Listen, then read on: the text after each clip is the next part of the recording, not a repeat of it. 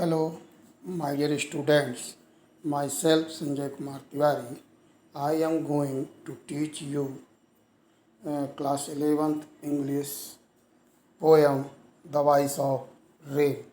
Firstly, I will discuss about the summary of the poem. In this poem, the poet Walt Whitman writes of a conversation he once had with rain. इस poem में जो कवि Whiteman जो हैं वो rain और उनके बीच क्या कन्वर्सेशन होता है उसके बारे में बताया है। It happened when the rain drops gently from the heavens.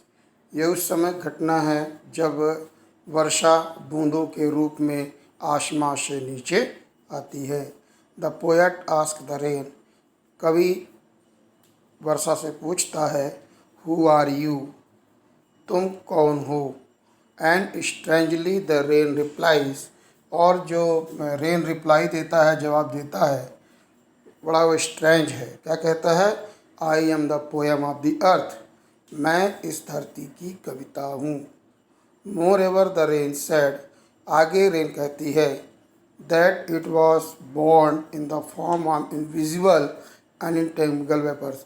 कहती है कि इसका जो जन्म होता है वो अदृश्य और वेपर्स के रूप में होता है, वाष्प के रूप में होता है। This vapour rises eternally from the deep water. ये जो वेपर है पानी के गहराई से, मतलब बड़े बड़े जो समुद्र हैं या लैंड हैं वहाँ से ये राइजेस होता है, उठता है। After that it reaches heaven, heaven represent sky and change its look, और ये स्काई में पहुँचता है और वहाँ इसका रूप चेंज हो जाता है। From cloud and that can change shape still it remain the same at core. पहले वाटर रहता है, फिर वेपर बनता है, फिर बादल के रूप में कन्वर्ट होता है, फिर पानी बनता है। इसके अलग अलग रूप बदलते हैं, लेकिन इसका जो रूप कोर है, जो ओरिजिनल रूप है, वो वही रहता है। जैसे आप जानते हैं पानी को लोग वाटर कहते हैं या H2O कहते हैं, कुछ भी कहें, लेकिन उसका रूप आप 3 फॉर्म देते हैं, सॉलिड, लिक्विड और गैस, लेकिन तीनों फॉर्म में वाटर ही रहता है। मतलब रूप भले बदलता है लेकिन उसका जो ओरिजिन है, जो मूल फॉर्म है, वो सेम रहता है। Then again it returns to the earth as little droplet। इसके बाद ये आसमान से छोटे छोटे ड्रॉप के रूप में पुनः अर्थ में आता है। That was away with dust and restored the drought ridden dry land। और इसके बाद वे गिरता है जहाँ की धूल मिट्टी को धोता है और जो ड्राई लैंड है उसको सिंचित करता है। ड्यू टू इट्स एक्शन, अपने कार्य के द्वारा, new plants find a life, नए जो छोटे छोटे प्लांट हैं वो नया जीवन प्राप्त करते हैं। विच अदरवाइज रिमेंड हिडन, जो कि नहीं तो छिपे ही रह जाते। And unborn inside the land as seeds, और नहीं तो वो सीड्स के रूप में, यदि पानी न गिरे तो जो प्लांट आपको सामने दिखाई देता है वो बीज के रूप में ही अनबॉर्न रहा आएगा। Hence this perpetual cyclic lifestyle ensure that rain returns to its origin. ये जो लाइफ स्टाइल है, लाइफ साइकिल है, जिसके द्वारा ये बीज प्लांट में बनते हैं, प्लांट का रूप लेते हैं, ये बताता है कि इस प्रकार से जो रेन है वो इन्हें एक नया जीवन देती है। It gives life to earth making its pure and beautiful.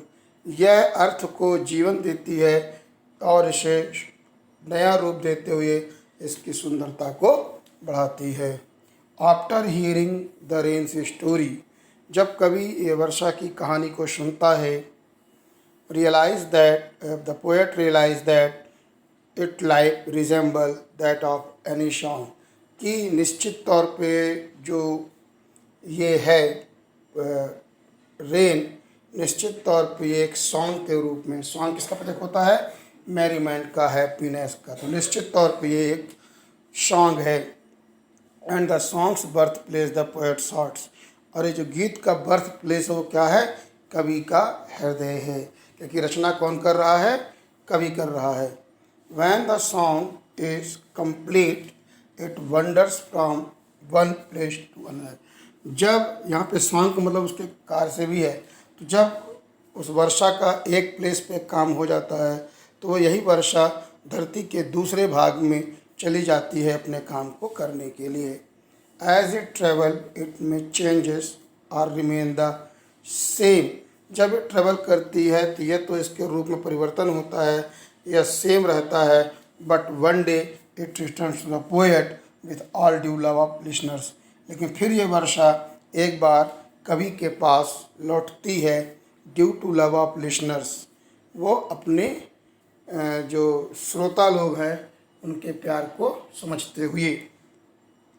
However poem is written in the form point of view. ये जो कविता है इस पॉइंट ऑफ व्यू लिखी है कि कोई व्यक्ति जो है ask the earth, ask the rain who it was, कि वर्षा से जो प्रश्न कर रहा है कि तुम कौन हो. And the rain answer him, और रेन जो है उसे उत्तर देती है I am the song of the earth, कि मैं अर्थ की सॉन्ग हूँ, गीत हूँ. And then it continues to tell how it comes from the earth. और फिर वो आगे बताती है कि किस तरह से वो अर्थ में आती है. Only to return once again to wash it and nourish it, और इसे नया तरोताज़ा करके फुलफिल करके पुनः रिटर्न हो जाती है. That if it were not for the rain, यदि यह वर्षा के संबंध में न हो, या यदि यह वर्षा न हो, if that were not rain, यदि वर्षा न हो, the seeds would remain seed, तो बीज बीज ही रह जाएंगे. And we won't get any flower from them, और हमें उनसे न कोई फूल मिलेगा न फल मिलेगा. Also if the rain has not return, और यदि वर्षा नहीं होती है, then seeds would remain seeds, बीज बीज ही रह जाएंगे, और फ्लावर जो हैं वो अपनी पूरे पोटेंशियल के साथ अपने नए जीवन को, giving back life to its origin, वो नए जीवन को नहीं दे पाएंगे. आफ्टरवर्ड्स, इसके बाद poem returns into a story, एक कहानी के रूप में ये वापस होती है. विच टेल अ सॉन्ग, जो एक गीत के रूप में है. The song tell the story of the rain its birth place. ये जो सॉन्ग है कहानी के रूप में रेन के बर्थ प्लेस को, उसके कार्य को बताती है कि रैग्ड और अनरैग्ड ड्यूली विथ लव रिटर्न्स. कहता है कि कोई उसकी परवाह करे न करे, कोई सुने न सुने, लेकिन वो अपना फ़र्ज पूरा करती है.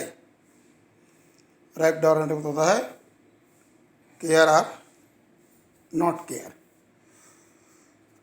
आगे, it means that songs come from the soul. ये जो गीत है उसके अंतरात्मा से निकल रहा है. After they have been heard, जब उसे सुनता है. एंड थॉट गुड और बैड रिटर्न विथ लव. आप कभी कहता है कि वर्षा अपना काम करती रहती है, आप उसके लिए कैसा रिटर्न देते हैं, अच्छा देते हैं बुरा देते हैं, इससे उसको फर्क नहीं पड़ता. When the rain rises and falls, जब वर्षा वाटर के रूप में उठती है और पुनः भाप पानी के रूप में नीचे आती है.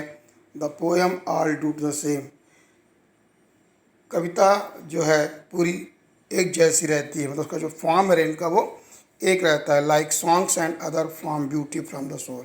एक तो वो सॉन्ग के रूप में है, दूसरा उसकी ब्यूटी, उसकी सुंदरता को बताता है, आंतरिक सुंदरता को बताता है. Beside the rain is like a song that originate from the birth place heart of poet. ये जो कविता है वो कवि के हृदय से उद्धृत हो रही है. अर्थात जो कविता, एक तो वर्षा का बर्थ प्लेस क्या हुआ, समुद्र हुआ, लैंड हुआ, और यहाँ पर जो कविता के रूप में आई है तो उसका बर्थ प्लेस पोएट का हार्ट है. Moreover it travels everywhere around the globe and return back to the poet in the form of praise. ये पूरे ग्लोब में, पूरे विश्व में सभी कहीं भी ये ट्रेवल करती है और पुनः वापस कवि के पास in the form of praise, प्रशंसा के रूप में आती है. However whether it is ruined or not, and it returns back with lot of love. It is ruined or not, मतलब इसका रूप चाहे जो भी हो जाए, नष्ट हो या ना हो, लेकिन ये अपने बर्थ प्लेस पे ज़रूर आती है अपना दायित्व निभाने के लिए। Now see the explanation of the stanza one by one. And who art thou, said I to shop falling sober, which stands to tell, give me an answer, as here translated. I am the poem of the earth, said the voice of the rain, eternal I rise implacable out of the land and the bottomless sea. ये पहला stanza है। In the above line the poet asked the rain. इन पंक्तियों में कवि पूछता है rain से, हु आर यू, तुम कौन हो। टू दिस, यह सुनकर द रेन रिप्लाइज, वर्षा जवाब देती है, that it is the poem of the earth, कि वह इस अर्थ की कविता है। And that it rose from the earth and its water bodies in form of vapour, कि ये धरती में जो वाटर बॉडीज़ हैं उनसे वेपर के रूप में ये उठती है। Second stanza, upwards to heaven, कहाँ उठती है, upwards to heaven, whence vaguely formed all together changed and at the same I descend to leave the dots amidst dust layers of globe, and all that in the same without me were seeds only latent unborn. Second stanza, अब इसका देखें आप explanation. The rain explain the poet, जो वर्षा है वो कवि को बताती है, that it rises from the earth in the form of vapour, ये अर्थ से वेपर के रूप में, वाष्प के रूप में आसमान की ओर उठती है। It also mention that it remain the same, और ये बताती है कि इसका रूप हमेशा एक सा रहता है, मूल रूप एक रहता है। All the its form change, इसके बाह्य रूप में परिवर्तन यद्यपि होता रहता है। The rain return to the earth, जब रेन धरती पर वापस आती है, to wash away small particles, तो यहाँ की जो धूल डस्ट है उन सबको साफ कर देती है। It also gives life to the seed by making it plant, और बीजों को नया जीवन देती है एक नए प्लांट के रूप में तैयार करके। Next stanza, and for ever day by day and night I give back life to my origin and make pure and beauty it, for song issuing from its birth place after fulfilled wandering, ragged or unragged, duly with love returns. It means whether, ragged मतलब होता है ragged और ragged का, it means whether cared for or not, कोई परवाह करे या न करे। It doesn't affect the rain nor poets, न तो इसका कोई प्रभाव रेन पर पड़ता है, न ही इसका कोई प्रभाव कवि पर पड़ता है। If someone listen to the rain or not, कि कोई उनको सुने या न सुने। The rain says that, rain कहती है, इट प्रोवाइड लाइफ इनरिचमेंट, ये जीवन प्रदान करती है, समृद्धता देती है।